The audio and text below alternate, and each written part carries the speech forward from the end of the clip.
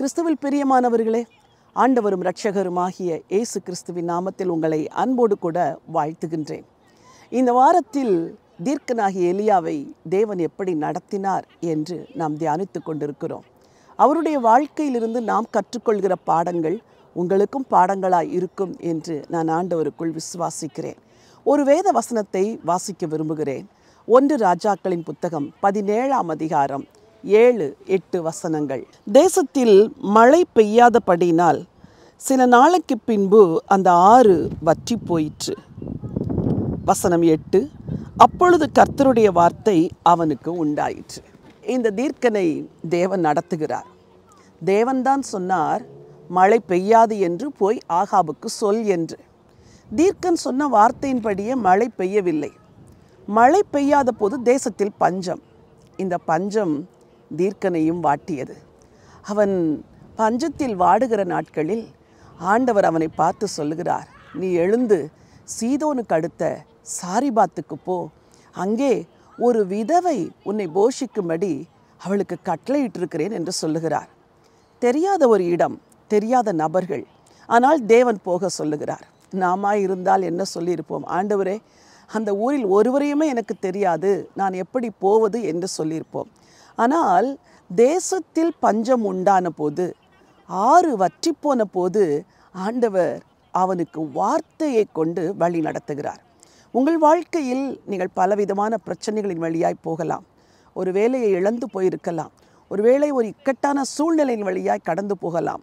குடும்பத்தில் பிரச்சனைகளின் வழியாய் கடந்து போகலாம்.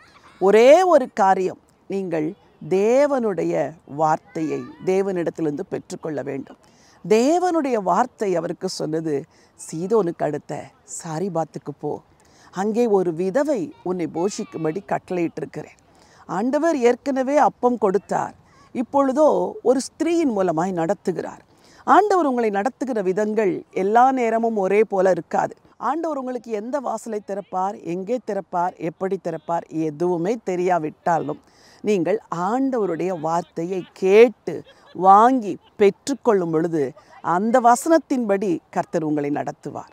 நீ போ, அங்கே ஒரு விதவைக்கு உன்னை போஷிக்க கட்டளையிட்டிருக்கிறேன் என்று சொன்னாரே, அதே போல எலியா அங்கே போகிறார், அந்த விதவையை சந்திக்கிறார்.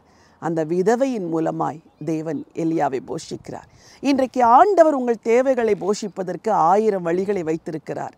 நீங்கள் செய்ய வேண்டியது ஒன்றே ஒன்று, தேவனிடத்தில் வழிநடத்துதலை பெற்றுக்கொள்ளுங்கள். பஞ்ச காலத்திலும் தேவன் உங்களை அருமையாக போஷிப்பார். உங்களுக்காய் ஜெபிக்க விரும்புகிறேன். பரலோகத்தின் தேவனே, நல்ல பிதாவே, தீர்க்கனாகி எலியாவை நீ நடத்தின அற்புத வழிகளை நாங்கள் தியானிக்கிறோம். பஞ்ச காலத்தில் ஆண்டவரே, தண்ணீர் வற்றி போன போது நீர் எழுந்து சீதோனுக்கு அடுத்த சாரிபாத்துக்கு போய் என்று சொல்லி தீர்க்கனுக்கு சொன்னீர். எலியா ஆண்டவரே, யாரென்றே தெரியாத அந்த நபரிடத்தில் அனுப்பப்பட்ட பொழுது அற்புதமாய் அவரை போஷித்தீரே, அதே போல உம்முடைய பிள்ளைகளுக்கு ஒரு அற்புதமான வழியை திறங்கப்பா. எதிர்பாராத இடத்திலிருந்து, எதிர்பாராத நேரத்தில், எதிர்பாராத விதத்தில் கர்த்தருடைய உதவிக்கரம் உடைய பிள்ளைகளுக்கு வரட்டும் என்று சொல்லி ஜெபிக்கிறேன். நீர் ஆலோசனையில் ஆச்சரியமானவர், செயல்களிலே மகத்துவமானவர். உங்கள் பிள்ளைகளுக்கும் கூட மகத்துவமான காரியங்களை செய்து உடைய நாமத்தை மகிமைப்படுத்துங்க. ஆசீர்வதிங்க ஆண்டவரே, ராஜா இயேசுவின் நாமத்தில் பிதாவே, ஆமென். ஆமென். எனக்கு அன்பானவர்களே, எல்லாம் வற்றி போன போதும் இயேசுவானவர் உங்களுக்கு ஒரு வழியை திறப்பார். அவருடைய வார்த்தையை நம்பி நம்பிக்கையோடு முன்னேறி செல்லுங்கள். உங்களுக்கு வழி பிறக்கும். இந்த நாள் ஒரு வெற்றியின் நாள். God bless you.